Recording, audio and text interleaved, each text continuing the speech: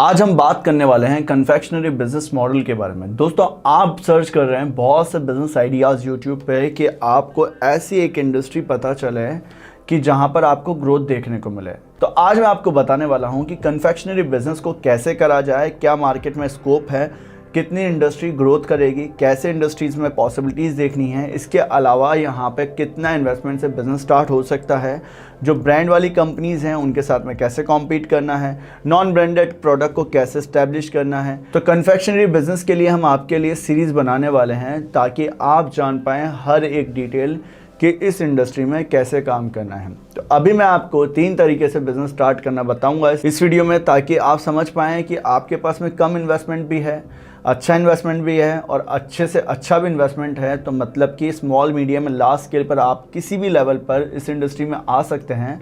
और यहाँ पर बहुत कम कंपटीशन इसीलिए है क्योंकि यहाँ पर लोगों का ध्यान नहीं है। या तो लोग स्नैक इंडस्ट्रीज़ पर ध्यान लगा कर बैठे हैं या फूड प्रोसेसिंग के अदर इंडस्ट्रीज़ में भी ध्यान लगा के बैठे हैं, जहाँ पर जो प्रोडक्ट्स सबकी निगाह में रहते हैं। पर शुगर से बनने वाले जो प्रोडक्ट्स हैं ये कम पॉपुलर रहते हैं, इनके लिए लोगों को पता कम रहता है या अवेयरनेस कम रहती है।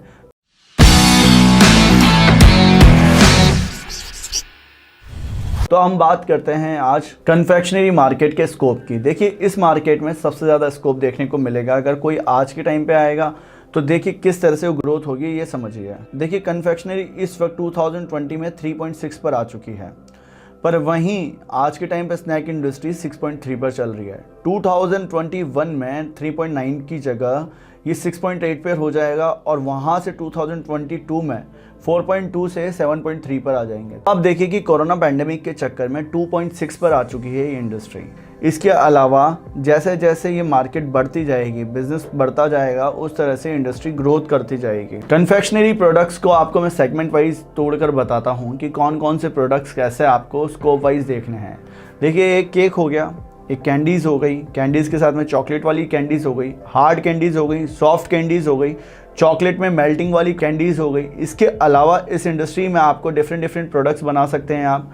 आप कुछ प्रीमियम तरह की कैंडीज़ बना सकते हैं। आज के टाइम पे मॉल्स में आप जाएंगे तो अलग से एक आउटलेट मिलता है जहां पर प्रीमियम कैंडीज़ बिकती हैं। तो प्रोडक्ट एंड सेगमेंट वाइज अगर आप किसी भी तरह का प्रोडक्ट बनाते हैं तो आपका मार्केट में कस्टमर अवेलेबल है, चाहे आप टीयर 1 सिटीज़ में आएँ, टीयर 2 में आएँ या टीयर 3 सिटीज़ में आएँ।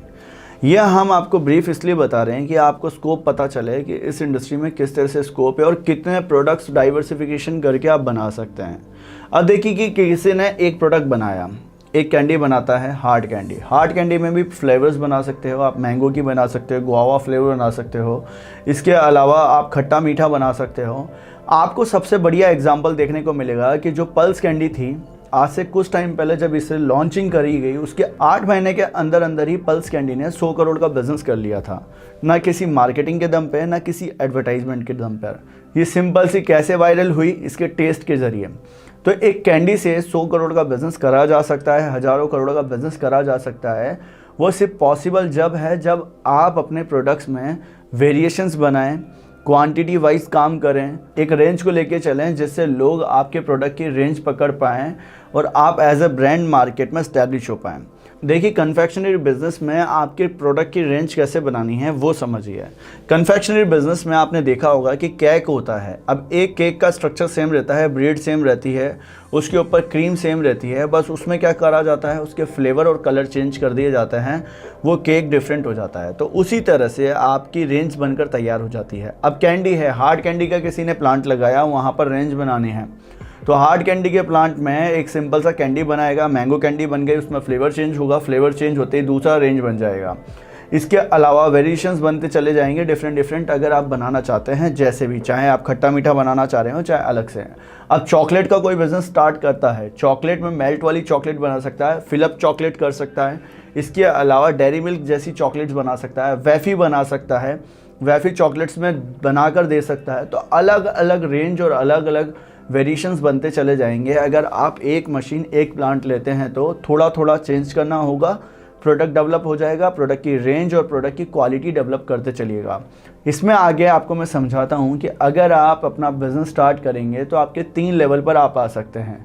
एक होगा स्मॉल स्केल पर, दूसरा होगा मीडियम स्केल पर, थर्ड होगा लार्ज स्केल पर। देखिए अब हम बात करते हैं कि स्मॉल स्केल पर आप अपना कैसे बिजनेस स्टार्ट कर सकते हैं। एक तरीका होता है ट्रेडिंग के थ्रू आप अपने बिजनेस की शुरुआत कर सकते हैं। जो मार्केट में प्रोडक्ट फिट हैं, जिन कंपनीज़ के प्रोडक्ट अच्छे बिक रहे हैं, जो कंपनीज़ मार्केट में अच्छी स्टैब्लिश हैं, उन कंपनीज़ के प्रोडक्ट को ले जाकर आप मार्केट कर सकते हैं। आपके पास में वहाँ क्या अवेलेबिलिटी होगी कि आप वहाँ पर प्रोडक्ट की रेंज आपके पास में हो जाएगा, प्रोडक्ट मार्केट फिट होगा, आपका कम इन्वेस्टमेंट पे आपका बिजनेस शुरू हो जाएगा, आप ट्रेडिंग करके अच्छा प्रॉफिट कमा पाएंगे। वहाँ पर लार्ज स्केल में आप रेंज रख पाएंगे और आप अपने प्रोडक्ट्स को गो थ्रू कर पाएंगे मार्केट में। सेकंड जो तरीका होता है वो होता है स्मॉल स्केल पर अगर आप आते हैं तो वो होगा आपका प्लांट लगाकर। अब देखिए इसमें डिफरेंट प्लांट लगते हैं, डिफरेंट प्रोडक्ट्स आप बना सकते हैं स्मॉल स्केल पर। किसी को बनाना है आइसक्रीम वाला प्लांट लगाना है, जैसे कि कन्फेक्शनरी में आपने सोचा कि मुझे 2 से 3 लाख रुपए मेरे पास में है और मुझे इस तरह के प्रोडक्ट्स बनाने हैं, तो आप इस तरह की मशीन ले सकते हैं जो आपको ये वीडियो दिख रहा है। सेकंड, आपको मैनुअली आपको बिजनेस शुरू करना है अपना और कैंडीज़ बनानी है, तो आप इस तरह के बिजनेस की शुरुआत कर सकते हैं मशीन लेकर यहाँ से।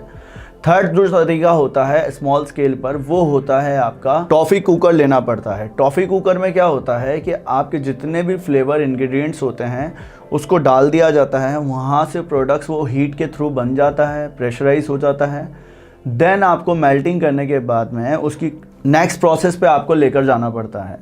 देखिए यहाँ पर कन्फेक्शनरी जो प्रोडक्ट्स बनेंगे वहाँ पर आप प्रोडक्ट्स बनाइए, पर ये देखिए कि आपकी जो पैकिंग रहेगी वो या तो मैनुअली नहीं करिएगा, क्योंकि मैनुअली करने पे आपका जो लेबर लगेगा वो ज़्यादा हो जाएगा। पैकिंग का जो इन्वेस्टमेंट होगा इस तरह के बिज़नेस में, वहाँ स्मॉल स्केल पर आप नहीं आ पाएंगे, क्योंकि पैकिंग अगर आपको करनी है या तो मैनुअली करिए, अगर आपको फुल्ली ऑटोमेटिक या सेमी ऑटोमेटिक मशीन चाहिए उसका इन्वेस्टमेंट ज़्यादा हो जाता है। फिर इसका मतलब आपको क्या करना है, आपको मीडियम स्केल पर आना है जहाँ पर आपके पास में एटलीस्ट 10 से 15 लाख रुपए का इन्वेस्टमेंट होना चाहिए।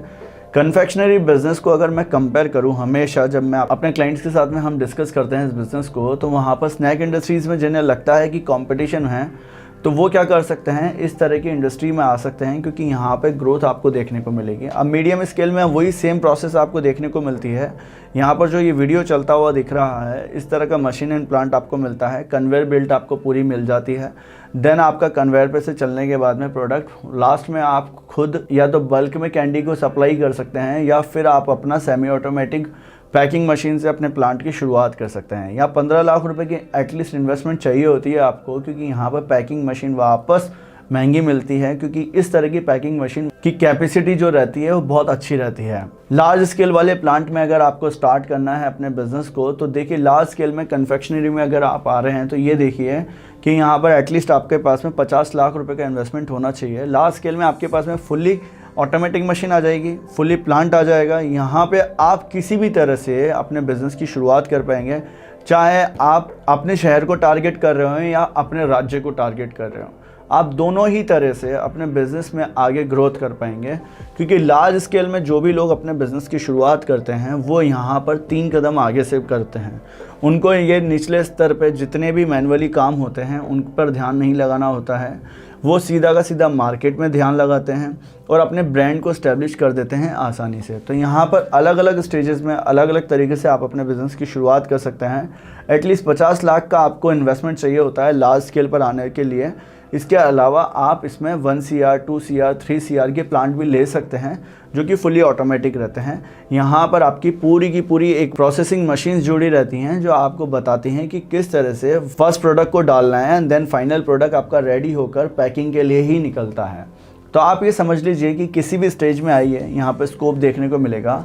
इसके सेकंड पार्ट में मैं आपको इस इंडस्ट्री में आने के बाद में ये बताऊंगा कि किस तरह से यहाँ पर जो ब्रांड और नॉन ब्रांडेड कंपनीज़ हैं उनकी मार्केट कैसे बढ़ रही है, किस तरह से नॉन ब्रांडेड प्रोडक्ट जो पहले हज़ारों रुपए में शुरू करा था लोगों ने अपने बिज़नेस को, आज हज़ारों करोड़ों की कंपनी कैसे बना चुके हैं, वो मैं आने वाली वीडियो में आपको बताऊँगा।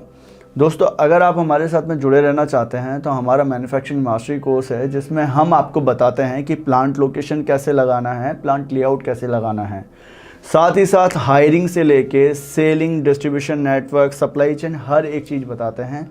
और अगर आपको पर्टिकुलर इस बिज़नेस से रिलेटेड हर एक चीज़ जाननी है तो आप इन नंबर्स पे कॉल करिए, हमारे सेल्स कंसल्टेंट आपको बताएंगे कि किस तरह से आपको काम करना है। तो अगर आपको ये वीडियो पसंद आया तो वीडियो को लाइक करिएगा, सब्सक्राइब करके बेल आइकन को प्रेस करिएगा ताकि वीडियो की सारी नोटिफिकेशन आपको मिल पाएँ।